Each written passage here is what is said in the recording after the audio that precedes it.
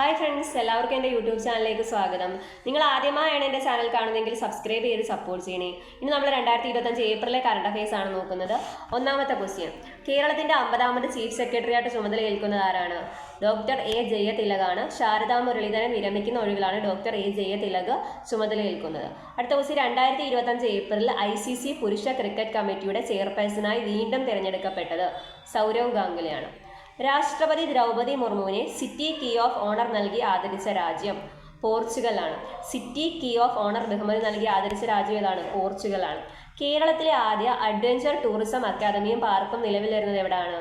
ശാസ്താംപാറയാണ്, തിരുവനന്തപുരം. കേരളത്തിലെ ആദ്യത്തെ adventure tourism അക്കാദമിയും പാർക്കും നിലവിൽ വരുന്നത് ശാസ്താംപാറയാണ്, തിരുവനന്തപുരം. അടുത്ത ക്വസ്റ്റ്യൻ, അടുത്തിടെ ഗാന്ധിജിയുടെ അർദ്ധകായ പ്രതിമ അനാവരണം ചെയ്യപ്പെട്ട രാജ്യം ഏതാണ്? ദക്ഷിണാഫ്രിക്കയാണ്. പ്രതിമയുടെ ശില്പി റാംബി സുദറാണ്. 2025 world press photo of the year award നേടിയത് സമർ അബു എലൂഫാണ്.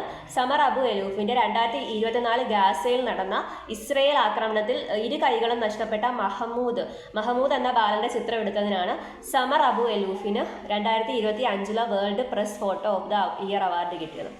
അടുത്ത ക്വസ്റ്റ്യൻ, 2025 ഏപ്രിൽ ഹേഗ് ആസ്ഥാനമായുള്ള അന്താരാഷ്ട്ര ക്രിമിനൽ കോടതിയിലെ അംഗത്വം പിൻവലിക്കുന്നതായി പ്രഖ്യാപിച്ച രാജ്യം ഏതാണ്?